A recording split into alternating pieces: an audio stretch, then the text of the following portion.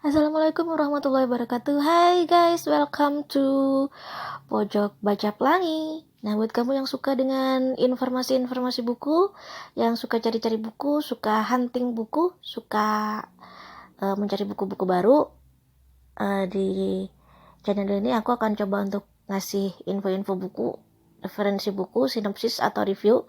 Mudah-mudahan berguna buat kamu semuanya ya. Dan di konten pertama kali ini aku akan coba untuk ngasih rekomendasi buat kamu atau nge-review satu novel Air Mata Kasih yang ditulis oleh Taufikur Rahman Al-Azizi ya.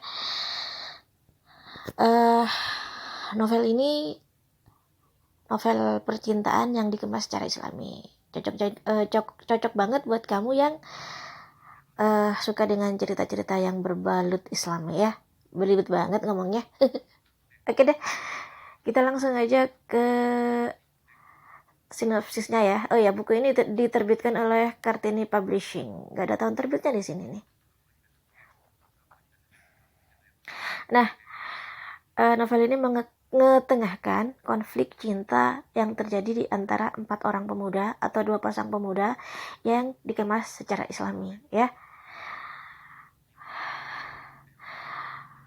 Tokoh-tokoh sentral dalam novel ini ada Ibrahim, dia pemuda yang lugu, lurus-lurus saja pikirannya, nggak macem-macem, cita-citanya pun sederhana dan yang pasti taat pada agama ya. Yang kedua Yusuf ini kakaknya Ibrahim, dia tuh cakep, cerdas tapi lebih ke cerdik, tapi rada misterius juga orangnya gitu. Gimana misteriusnya ya bisa kamu simak nanti dah ya. Yang ketiga ada Sarah, dia tuh kembang desa lah ya istilahnya, atau primadona desa di situ. Dia cantik, pintar, dan juga berasal dari keluarga yang berada. Yang keempat ada Naila, dia anak seorang janda miskin dan dia dipaksa oleh ibunya untuk menjadi seorang TKW demi kebutuhan keluarga.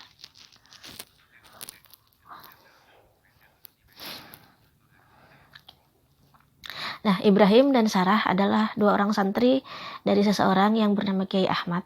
Kiai Ahmad ini kiai yang sebenarnya bukan seorang yang terkenal ya, tapi dia ikhlas mengabdi kepada agamanya di dusun tadi.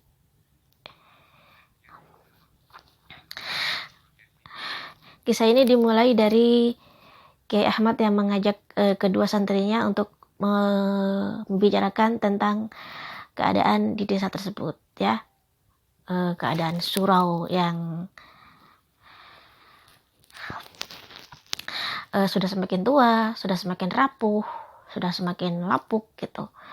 Juga tentang banyak hal, tentang masa depan dusun di situ, tentang masa depan mereka, tentang tujuan mereka, tentang kehidupan beragama yang perlahan tapi pasti mulai ditinggalkan, mulai terkikis di dusun tersebut, terutama di kalangan mudanya. Nah, sepulang dari surau, sepulang mengaji, mereka berdua dikejutkan oleh satu kegaduhan yang terjadi di salah satu sudut dusun tersebut.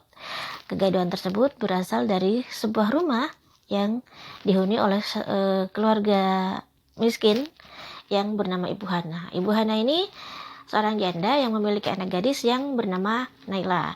Nah, Ibu Hana ini memaksa Naila untuk menjadi seorang TKW, tapi Nailanya tidak mau gitu. Karena kesal, ibunya mengeluarkan kata-kata atau sumpah serapah yang bikin panas kuping ya, bikin panas kuping dan bikin panas hati. Nah, akhirnya Naila nekat untuk bunuh diri. Dia pergi ke satu bukit dataran tinggi di dusun tersebut dan akan melompat ke dalam jurang. Nah, karena banyak orang yang sudah sibuk untuk mencari Naila, maka Ibrahim memutuskan untuk bergabung dengan teman-temannya.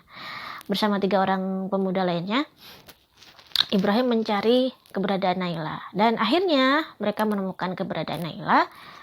Dan benar saja saat Naila sudah benar-benar melompat dari atas ke jurang, mereka berhasil menahan tubuh Nailah hingga tidak terjatuh ke dasar jurang ya. Tapi harus ditukar dengan keselamatan Ibrahim. Ibrahim terpaksa harus menopang tubuh Nailah dan berat tubuh Nailah menambahnya kehilangan keseimbangan dan membuatnya terbanting dan kepalanya membentur batu di dasar jurang tersebut.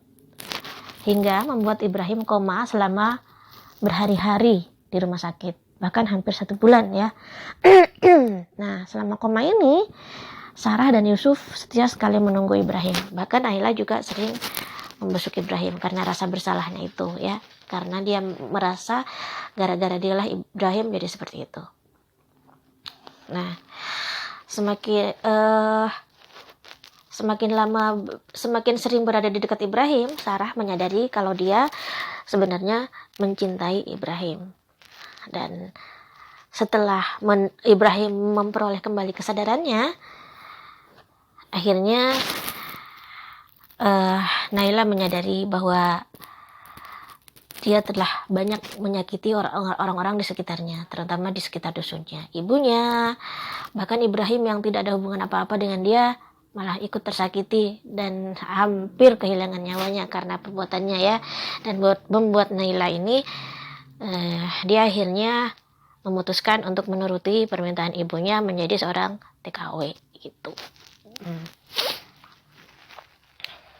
Dan ternyata karena kepahlawanan yang diberikan Ibrahim padanya, itu membuat benih-benih cinta bersemi di hati Nailah.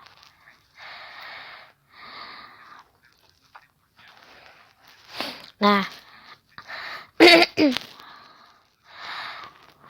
setelah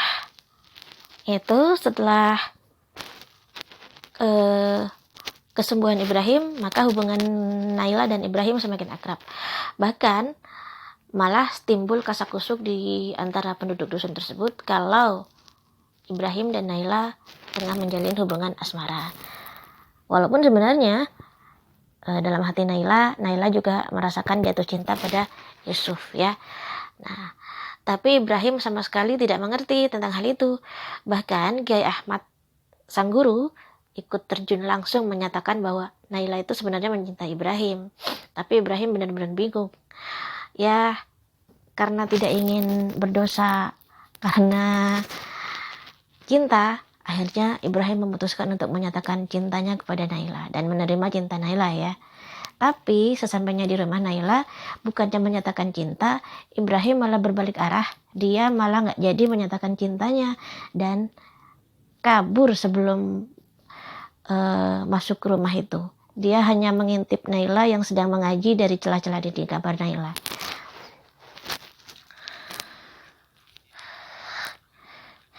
Nah, akhirnya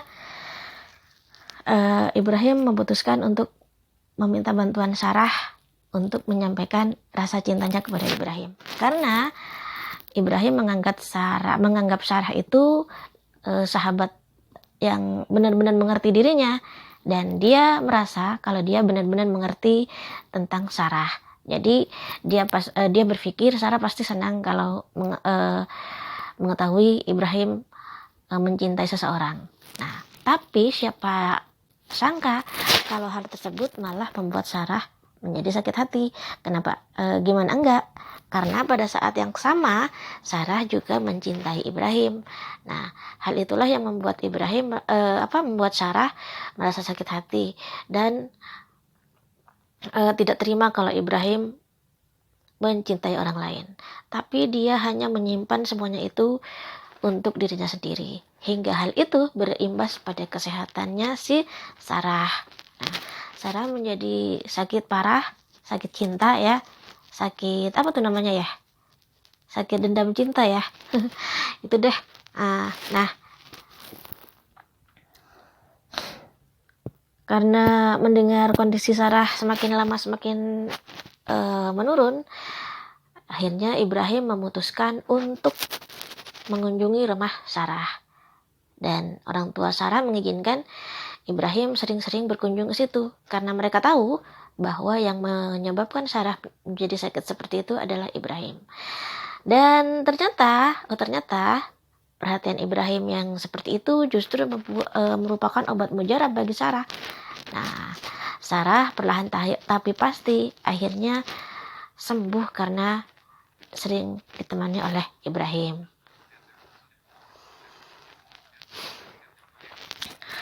Nah, dan setelah Sarah sembuh, Sarah teringat akan hutang janjinya kepada Ibrahim, yaitu untuk menyampaikan perasaan cintanya kepada Naila. Akhirnya suatu hari Sarah memutuskan pergi ke rumah Naila, tapi di rumah itu hanya ada Ibu Hana, yaitu ibunya Naila.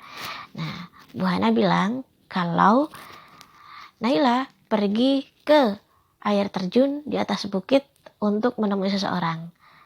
Nah, Sarah berpikir mungkin akan menemui Ibrahim, gitu ya. Akhirnya Sarah mengajak Ibrahim untuk ke tempat itu dan akan menemani Ibrahim dan menyarankan agar Ibrahim menyatakan sendiri saja rasa cintanya pada Naila, gitu. Nah, tapi yang terjadi malah di luar dugaan.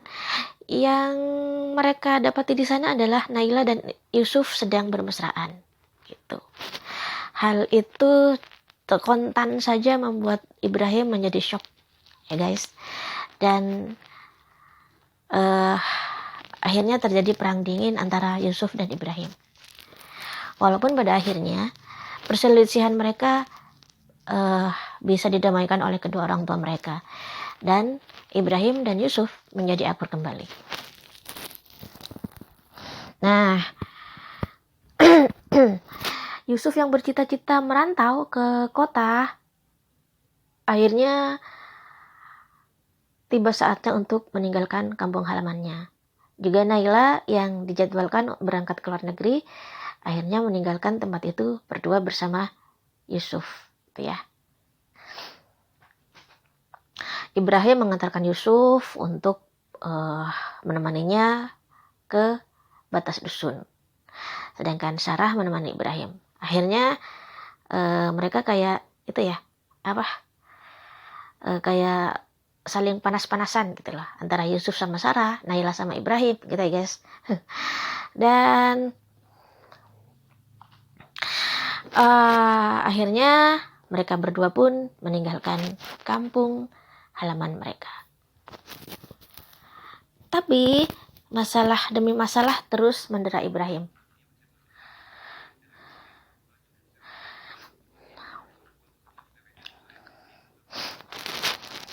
Nah,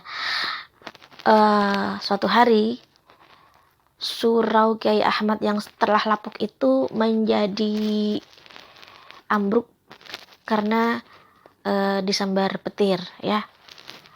Dan beberapa hari kemudian Kiai Ahmad pun berpulang ke rahmatullah. Tapi saat Kiai Ahmad sebelum meninggal, beliau meninggalkan surat yang berisi amanat kepada Ibrahim untuk menjaga surau tersebut. Tentu saja kematian Kiai Ahmad ini membuat Ibrahim menjadi kehilang semangat, jiwanya menjadi terpukul, apalagi hubungan yang terjadi antara dia dan Kiai Ahmad tidak hanya sebatas santri dan guru ngaji. Kiai Ahmad sudah merupakan pengganti orang tuanya yang menyayangi dia dengan tulus, yang dia tidak mendapatkan hal itu dari kedua orang tuanya langsung, gitu ya. Hal itu malah membuat kedua orang tua Ibrahim menjadi benar-benar marah. Mereka menganggap kalau Ibrahim lebih menyayangi orang lain ketimbang kedua orang tuanya. Dan hal itu membuat kedua orang tua Ibrahim mengusir Ibrahim dari rumahnya. Nah, Ibrahim memilih bertahan di surau Kiai Ahmad karena hanya di tempat itulah dia bisa berteduh, apalagi dengan amanah yang sudah diberikan Kiai Ahmad padanya. Nah, selama dia tinggal di surau, dia bekerja untuk mencari rumput yang dia jual kepada seorang peternak, dan itu bisa dipakai untuk menyambung hidupnya. Juga Sarah yang selalu setia menemaninya dan mengirimkan makanan padanya. Akhirnya Ibrahim menyadari kalau dia ternyata mencintai Sarah. Nah, pada suatu hari dia menyatakan perasaan cintanya pada Sarah dan Sarah menerimanya dengan sukacita, gitu ya. Saat Yusuf pulang ke tanah kelahiran mereka, Yusuf sebaliknya dia malah pergi dari kampung halamannya. Karena keluarga Kiai Ahmad bermaksud untuk merebut kembali surau dan rumah Kiai Ahmad. Tapi Ibrahim bersikeras untuk menolak karena berdasarkan surat yang sudah ditulis oleh Kiai Ahmad kepadanya. Nah,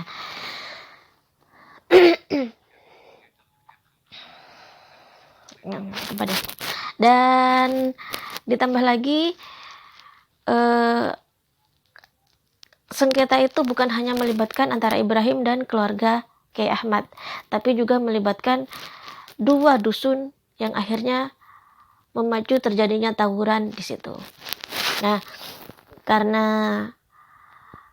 mendapatkan tekanan dari mana-mana, akhirnya Ibrahim memutuskan untuk pergi dari kampung halamannya. Tapi sebelum pergi, ia menitipkan Sarah kepada Yusuf untuk dia jaga, ya. Nah, akhirnya Ibrahim merantau ke kota. Di daerah rantau, Ibrahim menjelma menjadi sosok yang benar-benar berbeda, ya. Kejernihan hati Ibrahim dan kepolosan pikirannya membuat dia bertemu dengan orang-orang yang juga sama sepertinya dekat dengan agama dan Tuhannya. Gitu.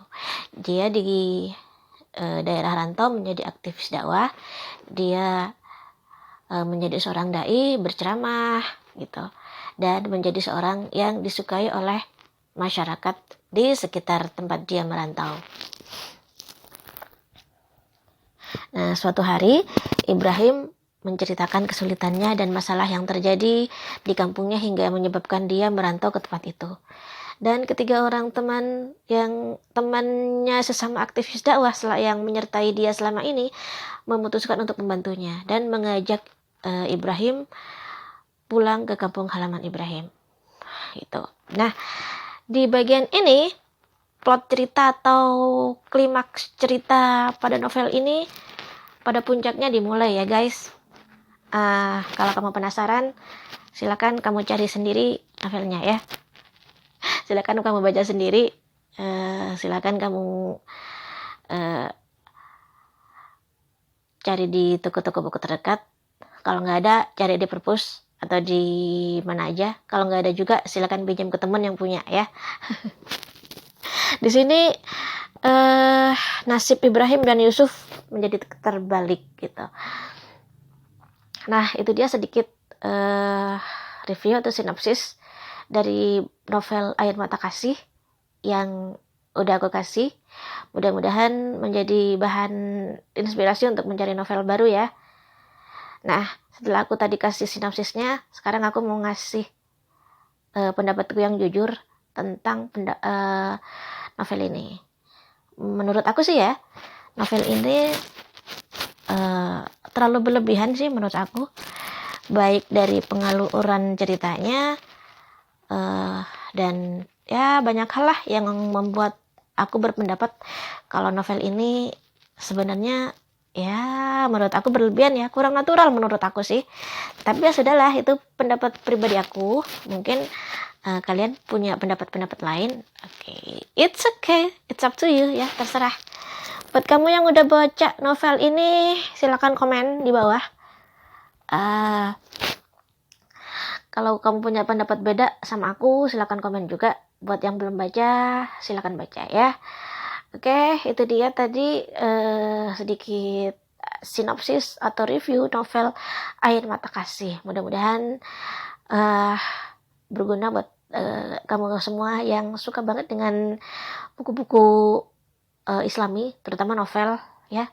Insyaallah mudah-mudahan kita bisa jumpa lagi di konten berikutnya. Oke, itu dia konten dari aku, Pelangi, di channel Pojok